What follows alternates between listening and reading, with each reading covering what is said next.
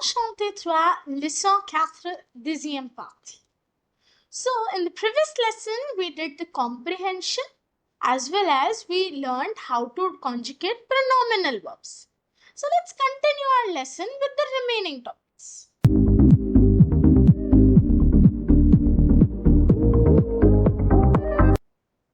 Let's begin with les saisons, the seasons. So, here are the 4 seasons on screen. Il y a 4 saisons. Le printemps, which is spring. L'été, summer.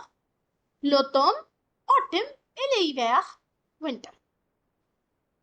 Let's describe these seasons now. Il y a 4 saisons dans une année. Le printemps, l'hiver, l'été et l'automne. So there are 4 seasons in a year. Spring, winter, summer and autumn. We'll do short descriptions of each season, alright? Au printemps, il fait beau. So in spring, it is beautiful. Les fleurs poussent dans les jardins. So the flowers bloom in the garden. En été, il fait très chaud. So in summers, it's pretty hot. On boit de l'eau froide et on mange de la glace. So we like drinking cold water and eating ice creams in summer. Les fruits mûrissent et on mange les fruits des saisons. So it is generally the time where fruits ripen and we eat seasonal fruits, particularly in the summer season. En automne, le temps est frais. So in autumn, the weather is pretty fresh. Il fait du vent, it is windy. Les feuilles des arbres tombent. So the leaves from the tree fall et deviennent marron ou jaune. So they turn brown or yellow. Le ciel est souvent gris et il pleut. The sky is often grey and it rains. Okay. And what about winter? En hiver, il fait froid. In winters, it's pretty cold. Les arbres n'ont pas de feuilles. So there are no leaves on the tree et quelquefois il neige. And sometimes it snows. Easy, right? We've done a short description of all the 4 seasons of the year. But before we move on, let's notice one thing. All days, months and seasons, they are masculine. सारे दिन, महीने और seasons are masculine by nature.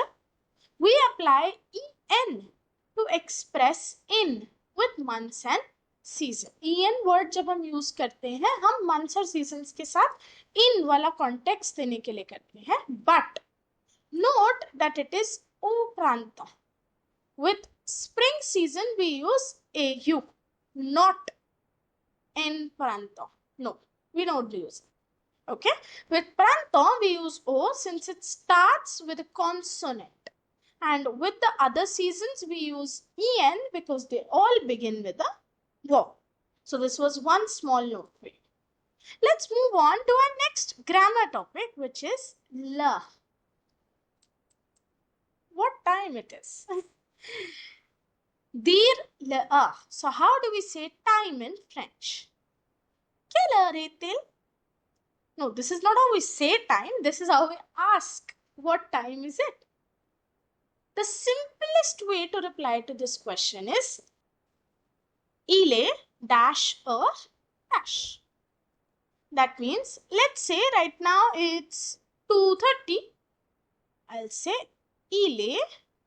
How do you say 2 in French? The. 2 heures. And what was the minutes? 30, right? And 30 को हम बोलते हैं 30. Il est 2 heures 30.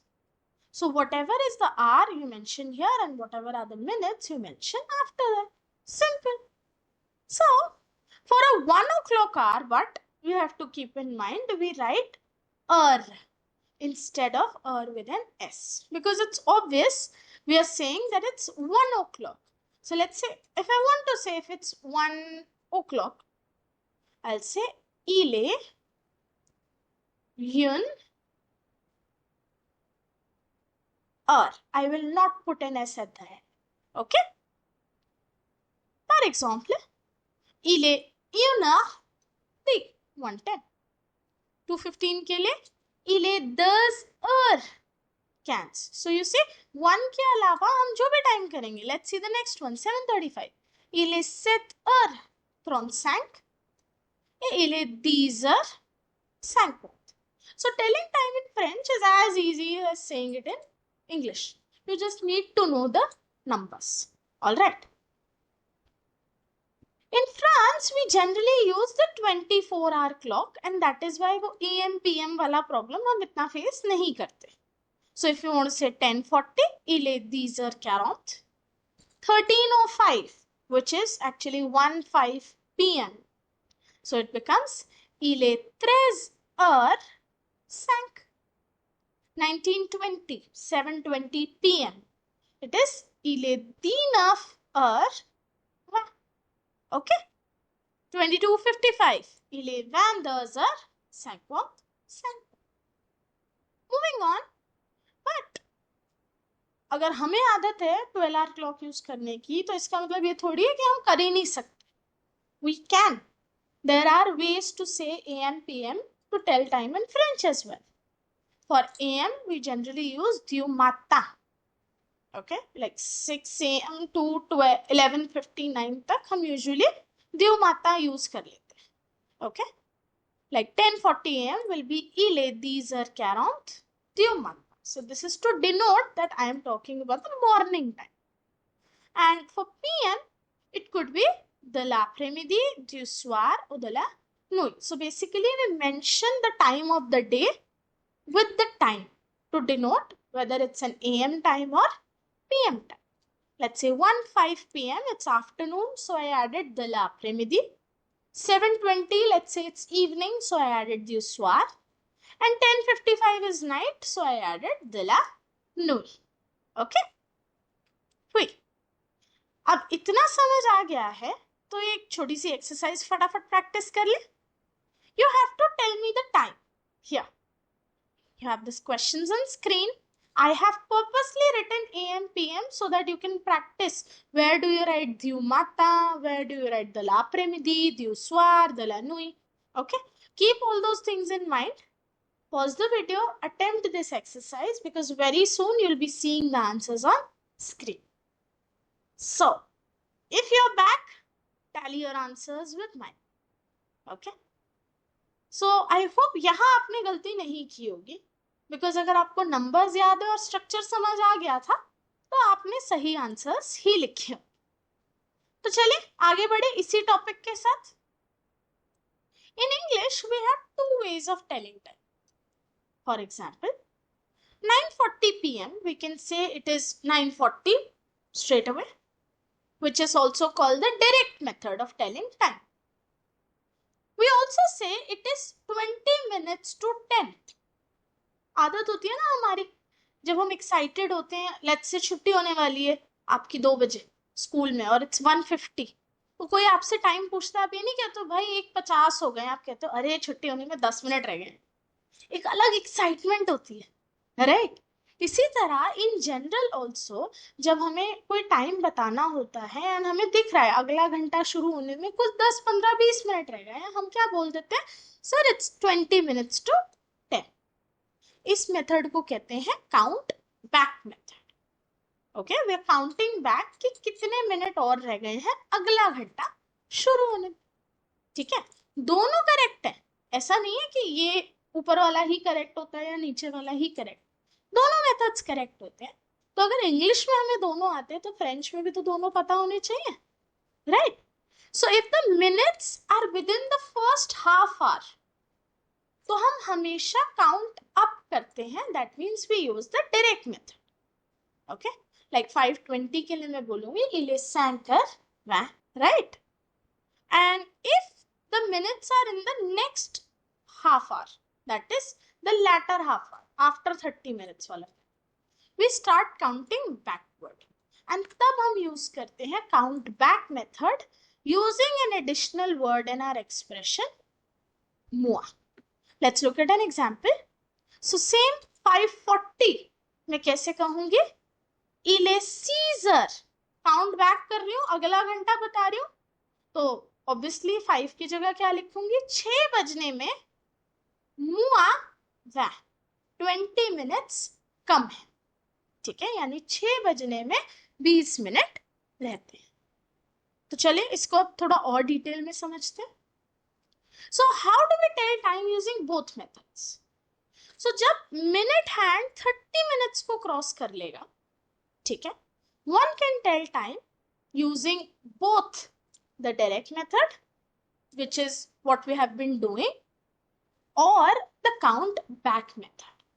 जैसे मैंने आपको अभी समझाते टाइम बोला दोनों मेथड करेक्ट है, बट जरूरी थोड़ी टीचर हमेशा आपको टाइम लिखने को दे। क्या पता वो आपको टाइम लिख के दे दे और कहे बताओ इसको नंबर्स में कैसे लिखेंगे। तो आइडिया तो होना चाहिए ना दूसरे मेथड का भी, राइट? सो डायरेक्ट मेथड का हमारा स्ट्रक्चर हम करते आ ही रहे हैं। काउंट बैक मेथड में हम क्या करते हैं, आर में +1, क्योंकि हमें बताना है अगला घंटा होने में कितने मिनट बाकी है, और हम एक वर्ड अटैच कर देते हैं मुआ, ठीक है, कि अगला घंटा शुरू होने में इतने मिनट कम कर दो, पता चल जाएगा टाइम, ठीक है। चल, this is what our clock then looks like. चलिए एक एग्जांपल से समझाते हैं। लेट्स से 2 बजे, इट विल बी इले दजर, राइट? अब 2:05 पे क्या बोलूंगी, इले दजर सैंग। 2:10 पे इले दजर दी। ऐसे करते करते 2:30 तक मैं क्या बोलूंगी, इले दजर त्रोंत। So I am using the direct method, I am counting upwards. अब जैसे ही मिनट एंड 30 क्रॉस हो गया, मेरे पास 2 ऑप्शन है, या तो मैं अभी भी यही मेथड कंटिन्यू करूं, इले दजर त्रोंसैंग कैरोंथ कैरोंसैंग, ठीक है। बट दूसरा ऑप्शन क्या है, I start using the count back method. तो उस केस में क्या होगा, क्या मैं इले दजर ही लिखूंगी तब भी, नो। उस केस में क्या होगा, r+1, क्योंकि अब मैं ये नहीं बचा रही कि 2:40 हो गया, मैं बोल रही हूँ 3 बजने में इतना टाइम कम करो। तो यहां द की जगह क्या आएगा, थ्रुआ, इले त्रुआजर, और एक एडिशनल वर्ड हम यूज करते हैं मुआ, जो मैंने ऑलरेडी यहाँ टाइप किया हुआ है, ठीक है, तो कंफ्यूज नहीं होते। अब मुझे बोलना है इट्स 2:35, तो मैं क्या बोलूंगी, इल ए त्रुआजर मुआ बैसेंग। 2:35 हो रहे हैं ना, तो 3 बजने में 25 मिनट रहते हैं। 2:40 हो रहे हो तो इल ए त्रुआजर मुआ। 2:50 हो रहे हो तो इल ए त्रुआजर मुआ दी। 10 मिनट रह गए ना 3 बजने में। एंड ये आखिरी पॉइंट 2:55, इल ए त्रुआजर मुआ सैंग। तो दोनों मेथड ही हमारे करेक्ट हैं, बस आपको एक जनरल अंडरस्टैंडिंग होना चाहिए कि कैसे अटेम्प्ट करते हैं, ठीक है। अब यहां पे मैं आपको कुछ सेंटेंसेस दे रही हूं, इनको आप नॉर्मली डायरेक्ट मेथड से करेंगे, राइट? सो यही होना चाहिए, बिकॉज अगर ये सारे टाइम आप नोट करो, ये सब फर्स्ट हाफ आवर में, पहले 30 minute.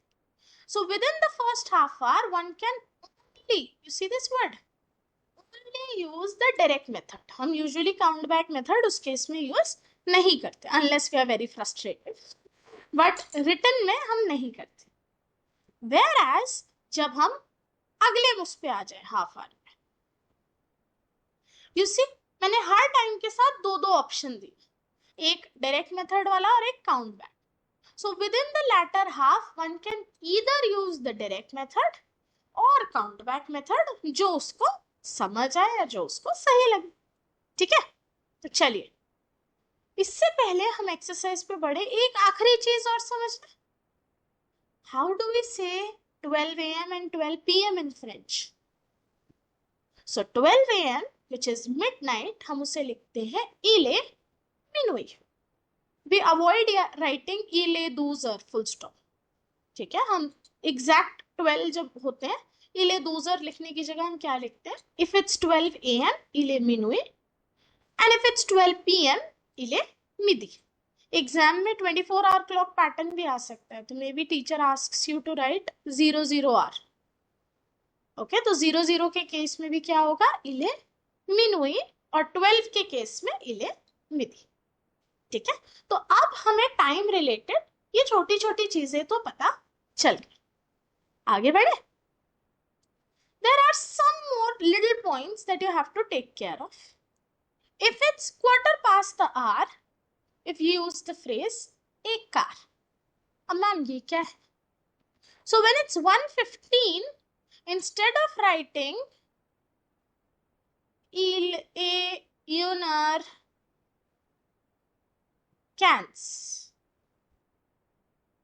what can we instead write? Il e unar a car. Again, it's an option, not a compulsion. ठीक है. If it's 1/2 an hour, use the phrase edemi. Again, instead of writing ile yunar tront, what can we say?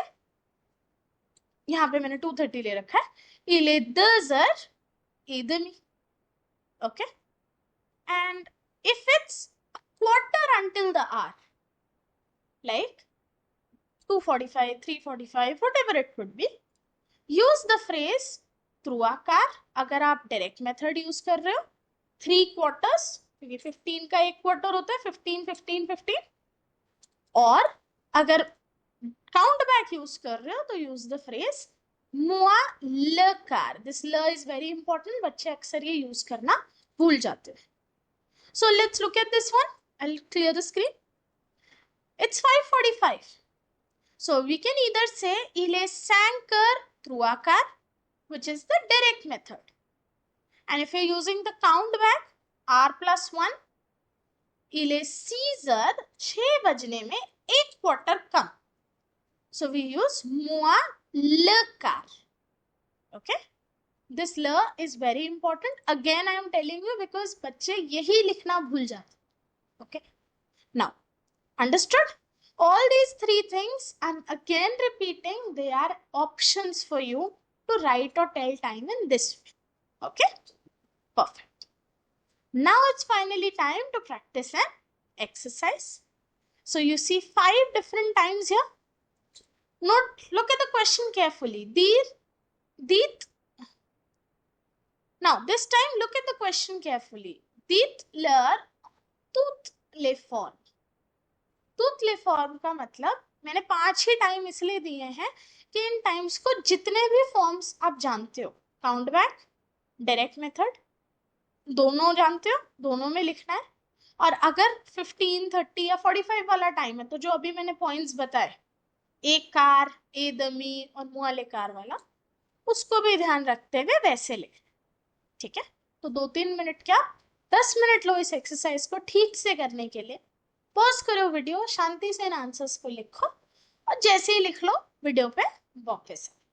Okay, चलिए tally करें अपने answers. ये देखिए, 1:15 लिखने के 2 तरीके थे, दोनों डायरेक्ट मेथड. इले यूनर कैंस, इले यूनर ए car.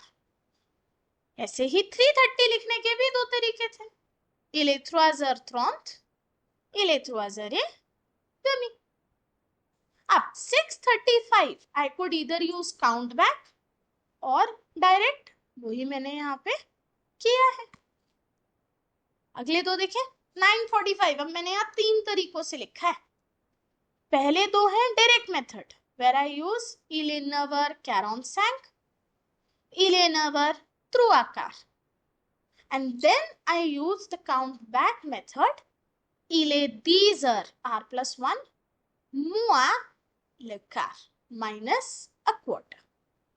And finally, 11:55, what did I do? Direct method and count back method. दोनों से मैंने यहाँ आपको टाइम लिख के दिखाया. तो now I'm sure कि टाइम का ये टॉपिक आपको अच्छे से क्लियर हो गया. और अगर साथ साथ प्रैक्टिस कर रहे थे तो डाउट्स की कोई दिक्कत होनी ही नहीं चाहिए. चल, इससे पहले खत्म करूं बस एक लास्ट चीज. The word ET, it is only used with car and the mean. तो जब हम ये एक्सप्रेशंस यूज कर रहे हैं, और के बाद ईटी सिर्फ तभी लगेगा, अदरवाइज और के बाद डायरेक्टली हम मिनट्स लिखते हैं. In familiar style 12 hour clock ही हम यूज करते हैं, बट पब्लिक अनाउंसमेंट्स में, टाइम टेबल्स में हमेशा 24 आवर क्लॉक आपको दिखेगी. ठीक है. एंड रिटन में abbreviation for hour is H. तो कभी ऐसे लिखा हो ना, सेतर, so it means it's 7 o'clock, or it's written like setar tront, 7h30. So it's a abbreviated form of writing. All right. चल, अब हमने वो टॉपिक सीख लिए जिनका यूज करके हम अपना डेली रूटीन लिख सकते हैं. तो शुरू करें. तो यहाँ पे कुछ एग्जांपल्स आ गए जो मैं पहले दिखाना भूल गई. ओके, चल. Como puedo describir un giorno típico? How can now we write our daily routine? तो सबसे पहले हम कुछ वर्ड सीखेंगे to build coherence. Coherence means एक सीक्वेंस में चीजों, एक ऑर्डर में चीजों को बोलना. So these are some French expressions that you need to know for setting coherence in a paragraph. एक सीक्वेंस सेट करने के लिए. D'abord, first of all, puis, ensuite, alors. These are all used as synonyms of then. Après means after. Et enfin means finally or lastly. Perfect. So let's have a look at list of common routine verbs. कौन सी है वो सारी verbs जो अक्सर हम daily routine लिखते time use करते हैं? ये रही स्क्रीन.